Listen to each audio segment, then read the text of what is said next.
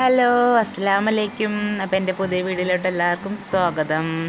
അപ്പോൾ ഞാൻ ഇന്നിവിടെ വന്നിരിക്കുന്നത് പുതിയൊരു വീഡിയോ ആയിട്ടാണ്. വേറെ ഒന്നുമല്ല, നിങ്ങളൊരു ബട്ടർഫ്ലൈയുടെ പിക്ചറൊക്കെ കാണുന്നുണ്ടല്ലേ, വേറെ ഒന്നുമല്ല, അത് ഞാൻ കുട്ടികളുടെ ക്രിയേറ്റിവിറ്റി ഒക്കെ കൂട്ടാനും അതുപോലെ അവർ ഒരു കാര്യം അത് കറക്റ്റായിട്ട് നോക്കിയിട്ട് അറേഞ്ച് ചെയ്ത് വെക്കാനൊക്കെയുള്ള ഒരു ആക്ടിവിറ്റിയാണ്. അപ്പോൾ എന്താ നോക്കാം നമുക്ക്. അപ്പോൾ ബട്ടർഫ്ലൈ മാത്രമല്ല, ഞാൻ കുറച്ച് ഇതുപോലെയുള്ള പിക്ചേഴ്സൊക്കെ വരച്ചിരിക്കുകയല്ല കേട്ടോ, അത് കളർ ചെയ്തിരിക്കുകയല്ല, ഞാൻ പേപ്പേഴ്സ് കൊണ്ട് ഒട്ടിച്ചിരിക്കുകയാണ്. അപ്പോൾ ഇതുപോലെ നിങ്ങൾക്ക് ഇഷ്ടമുള്ള പിക്ചേഴ്സ് ഇതുപോലെ കുട്ടികൾക്ക് കൊടുക്കാം. അവരുടെ ക്രിയേറ്റിവിറ്റിയൊക്കെ ഒന്ന് കൂടി കിട്ടും. അപ്പോൾ അതിനുള്ള ആവശ്യമുള്ള സാധനങ്ങൾ ഇതുപോലുള്ള കളർ പേപ്പേഴ്സാണ്. ഇതിന് അത്ര റേറ്റ് ഒന്നും ഇല്ല കേട്ടോ. 1 രൂപ 2 രൂപ കൊടുത്ത് ഓരോന്ന് കിട്ടും. ഇത് ഒരു 10-20 രൂപ കൊടുത്തിട്ട് നിങ്ങൾക്ക് കുറച്ച് ഇതുപോലത്തെ കളർ പേപ്പേഴ്സുകൾ മേടിക്കാം. ഓക്കെ, പിന്നെ ഇതുപോലെ ഒരു പശ, പിന്നെ ഒരു എന്തായാലും വെട്ടാനൊരു കത്രിക വേണമല്ലോ, അതും കൂടെ മാത്രം മതി. അപ്പോൾ നിങ്ങൾ വിചാരിക്കും ഞങ്ങളത്തെ ഇതുപോലെ കളർ പേപ്പേഴ്സ് ഇല്ലല്ലോ, അപ്പോൾ ഞങ്ങൾ എങ്ങനെ ചെയ്യുന്നു. അപ്പോൾ ഓക്കെ, കളർ പേപ്പേഴ്സ് വേണ്ട, ഇതുപോലുള്ള വൈറ്റ് പേപ്പറോടും നമുക്ക് ഇതുപോലെ ചെയ്യാം. ഇനിയിപ്പോൾ വൈറ്റ് ഇതുപോലെയുള്ള A4 ഷീറ്റ് ഇല്ലെങ്കിൽ നോട്ട്ബുക്കിൻ്റെ പേജ് എടുത്തിട്ട് അതിലായാലും മതി. അതിൽ ജസ്റ്റ് ഏത് കളറാണോ വെച്ചാൽ ക്രയോണും പിന്നെ അതുപോലെ അല്ലെങ്കിൽ സ്കെച്ചൊക്കെ ഉണ്ടാവുമല്ലോ, അതുകൊണ്ടൊന്നും കളർ കൊടുത്താൽ മതി, എന്നിട്ട് ചെയ്യാം.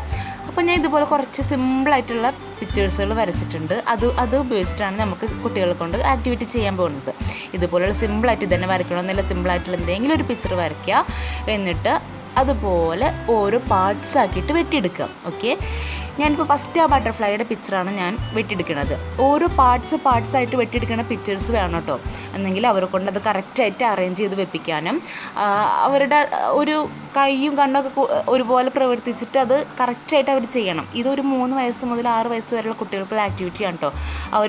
അവർക്കത് കറക്റ്റായിട്ട് അറേഞ്ച് ചെയ്ത് വെക്കാനും ഒരു കാര്യം കൊടുത്തിട്ട് അവർക്കത് കറക്റ്റായിട്ട് അത് നോക്കിയിട്ട് അത് എങ്ങനെയൊക്കെയാണെന്ന് നോക്കി സ്വയം അവർ കണ്ടെത്തി ചെയ്യട്ടെ. നിങ്ങളൊരു ഹെൽപ്പും ചെയ്ത് കൊടുക്കരുത്, എന്നാലേ അവർ എത്രമാത്രം ശ്രദ്ധിച്ചിട്ട് അത് ചെയ്യണമെന്ന് നമുക്കറിയാൻ പറ്റുള്ളൂ.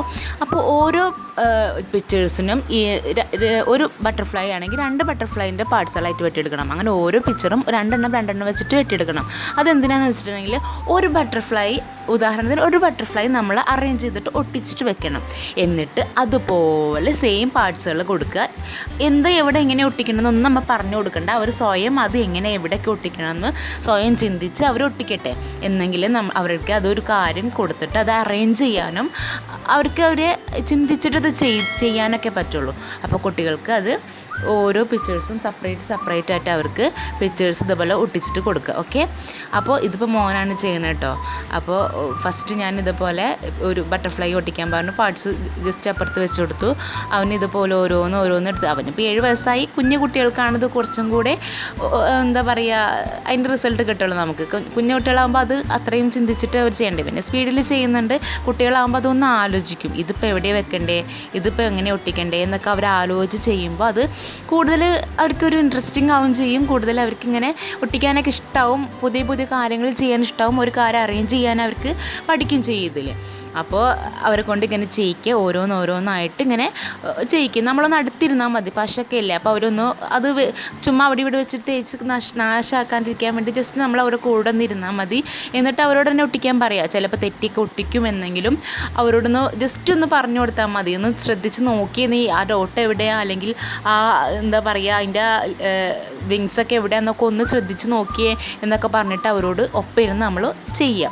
അപ്പോൾ അവരിങ്ങനെ കറക്റ്റായിട്ട് ചെയ്യും. അതിലൂടെ അവരുടെ ക്രിയേറ്റിവിറ്റി, പുതിയ കാര്യങ്ങളൊക്കെ പേപ്പർ കൊണ്ട് ഉണ്ടാക്കാനുള്ള കഴിവും ഒക്കെ ഡെവലപ്പ് ചെയ്യുകയാണ് ഇതിൽ നിന്ന്.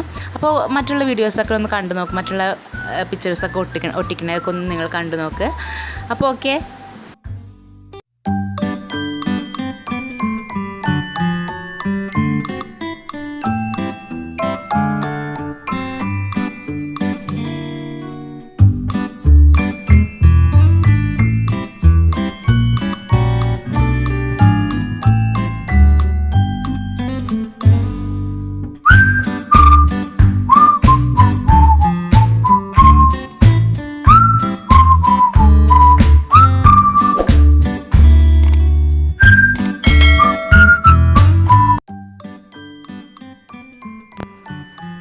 ഇതിലൂടെ അവർ പുതിയ പുതിയ കളേഴ്സ് പഠിക്കും, ഷേപ്സ് പഠിക്കും, പുതിയൊരു പേപ്പേഴ്സ് കൊണ്ട് ക്രാഫ്റ്റ് ഉണ്ടാക്കാൻ പഠിക്കും, ഒരു കാര്യം അറേഞ്ച് ചെയ്ത് വെക്കാൻ പഠിക്കുകയാണ്. അങ്ങനെ ഒരുപാട് കാര്യങ്ങൾ ഇതിൽ നിന്ന് കുട്ടികൾ പഠിക്കുകയാണ്.